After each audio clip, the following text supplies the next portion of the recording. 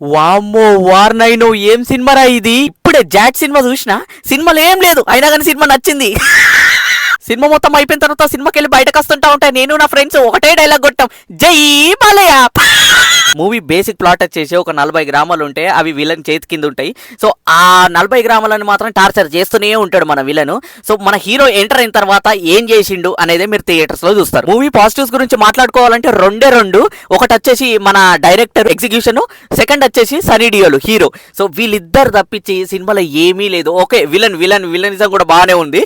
So ఇవే plus, మిగతా అంతా మైనస్. అయినా సరే సినిమా నాకు నచ్చింది. ఎందుకంటే మన స్కంద సినిమా చూసిండ్రు కదా, స్కంద సినిమా అస్సలు బాగుండదు, కానీ సినిమా చూసినంత సేపు పల్ల నవ్వుకుంటాం. ఎందుకు నవ్వుకుంటాం? ఆ ఎగ్జిక్యూషన్ అట్లా ఉంటుంది మరి. సో అలాగే ఈ సినిమాలో కూడా చూసినంతసేపు స్టోరీ అంతా రొటీనే, అంత ప్రిడిక్టబులే. చాలా ఒక వర్గాన్ని టార్చర్ చేస్తూనే ఉంటాడు. ఒక హీరో వస్తాడు, కాపాడుతాడు. ఆ హీరో కాస్త సన్నీ డియోల్. కానీ ఇక్కడ విచిత్రం ఏంటంటే మన గోపిమల్లేని డైరెక్టర్ వేరే లెవెల్ ఎగ్జిక్యూషన్. ఆ ఎగ్జిక్యూషన్ ఎలా ఉందంటే ఆ సన్నీ డియోల్ కనవాలే నాకు మన జై బాలయ్యనే కనబడ్డాడు. సినిమా చూసినంతసేపు బాలయ్య బాలయ్య బాలయ్య.